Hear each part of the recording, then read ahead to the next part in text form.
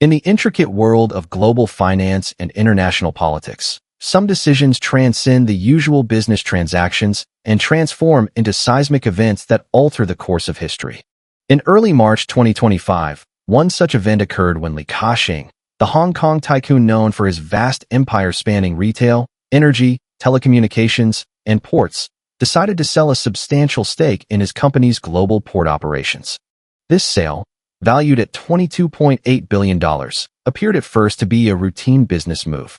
However, it became the epicenter of a geopolitical storm that reverberated far beyond the boardrooms of multinational companies. What followed was an astonishing series of actions taken by the Chinese government against one of its most prominent and wealthy figures, an episode that showcased the complex interplay between business interests and national power, illustrating how decisions made by individuals can unexpectedly trigger wide-ranging political consequences.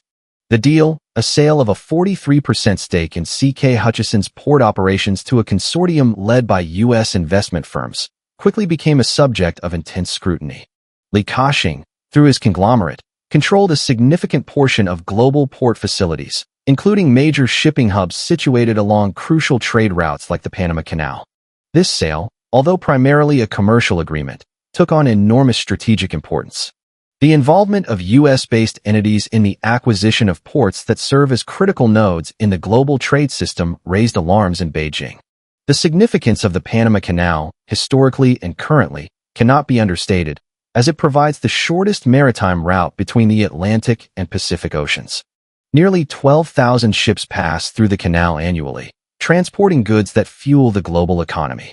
For China, a nation deeply invested in its export-driven economy and ambitious infrastructure projects, the canal is a lifeline for international trade.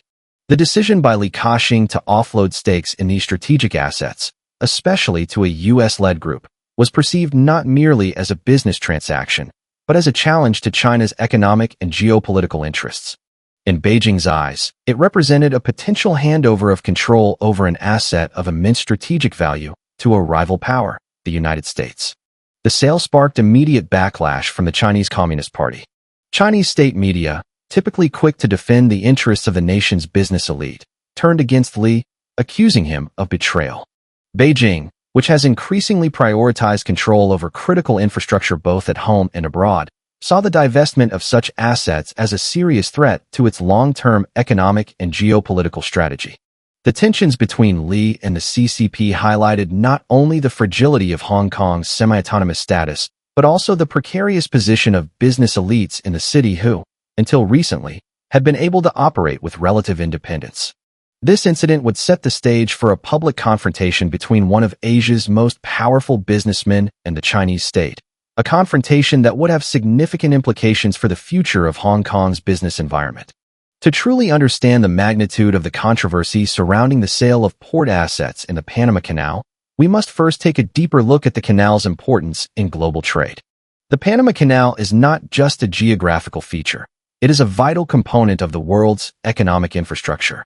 Stretching approximately 50 miles across the Isthmus of Panama, the canal provides a shortcut that saves ships an estimated 8,000 nautical miles by bypassing the lengthy and treacherous route around the southern tip of South America. The canal, first completed in the early 20th century and expanded over the years to accommodate larger ships, is essential for the transport of a wide range of goods. Oil, natural gas, agricultural products, and manufactured goods pass through it on a daily basis. For a country like China, which is both a major importer and exporter of goods, the Panama Canal plays a central role in maintaining the flow of commerce between the East and the West. In recent years, China has aggressively pursued global infrastructure investments through its Belt and Road Initiative, BRI, a strategy aimed at improving connectivity between China and the rest of the world. The BRI spans various forms of infrastructure, including railways, highways, energy pipelines, and port facilities, and it involves countries across Asia, Africa, and Europe. By investing in key infrastructure projects in strategically important locations, China has sought to expand its influence over global trade routes and bolster its economic ties with partner countries. In this context, the Panama Canal is particularly significant. As one of the most important international shipping lanes, the canal is crucial for China's trade with Latin America, the Caribbean, and even the U.S. mainland. Control over ports along the canal would grant China unparalleled influence over global shipping, enabling it to exert pressure on international trade flows, establish stronger trade ties with the Americas, and extend its economic reach into key Western markets. China's deepening involvement in the region was evident in its increasing investments in Panama. Over the years, China had built economic partnerships with the Panamanian government, culminating in the establishment of direct diplomatic ties in 2017 after Panama broke off relations with Taiwan. As part of this strategic pivot, China had already begun developing infrastructure projects in Panama, including rail links and port upgrades, all of which were seen as part of its broader ambitions to expand its economic footprint in the region. By selling critical port assets in the Panama Canal to a U.S.-led consortium, Li Ka Shing's decision threatened to undermine these efforts, effectively handing over control of vital infrastructure to a rival power. From Beijing's perspective, this was not just a business deal. It was a geopolitical maneuver that had the potential to limit China's strategic leverage in a region where it had invested considerable political and financial capital. The Panama Canal, therefore, was not merely a commercial entity. It was a symbol of global power, a choke point through which the lifeblood of the global economy flows. Control over it was a matter of national security and economic sovereignty. When Li Ka Shing, a Hong Kong-based billionaire with close ties to China's business elite, chose to sell these stakes to foreign investors, it was perceived as a loss not only of financial assets, but of strategic control over a key global trade route. Li Ka Shing is no stranger to high-stakes business decisions. Over the years, he has become one of Asia's wealthiest and most influential businessmen, accumulating a fortune through investments in diverse industries, ranging from retail and telecommunications to ports and energy. Through his conglomerate, CK Hutchison, Li has invested heavily in global infrastructure projects, particularly in the shipping and port sectors, where he controls terminals in key locations worldwide. His company's operations span continents, and the ports it owns and operates are critical nodes in the global supply chain. Among these assets are two key terminals located at the Panama Canal, which handle a significant portion of the shipping traffic passing through this vital route. These ports represent not just financial assets, but geopolitical stakes, as they provide access to one of the world's most important maritime choke points. Li's decision to sell a substantial portion of these port assets to a U.S.-led investment group came at a time when global power dynamics were increasingly being shaped by national interests and competition for influence. The deal itself was not unexpected in a business sense, as Li Ka Shing had long been known for his strategic divestments in mainland China and other markets. In fact, many saw this as part of Li's broader strategy to reduce his exposure to the volatile political climate in China and focus more on global investments. However, the timing of the sale and the involvement of U.S. investors made this transaction especially sensitive. The fact that a portion of these ports were located in the Panama Canal, a key trade route that China depends on for its growing exports, heightened the political stakes. The deal's sheer scale and strategic importance made it a lightning rod for controversy. It was reported that the consortium purchasing the stake in CK Hutchison's port operations included major U.S. investment firms, including BlackRock, which raised suspicions in Beijing that the United States was positioning itself to gain influence over one of China's most important trade arteries. This was perceived as a direct threat to China's regional influence, particularly as the country's economic ambitions are tightly linked to its ability to control critical infrastructure such as shipping ports. Li's decision to sell was framed as a pragmatic business move, allowing him to cash out of a mature asset and focus on other opportunities. However, in the context of escalating tensions between the U.S. and China over issues such as trade wars, technological competition, and military rivalry, the deal took on a far more significant geopolitical dimension. The sale to a foreign consortium was seen as not just a financial transaction, but as an alignment with external interests that stood in opposition to China's strategic goals.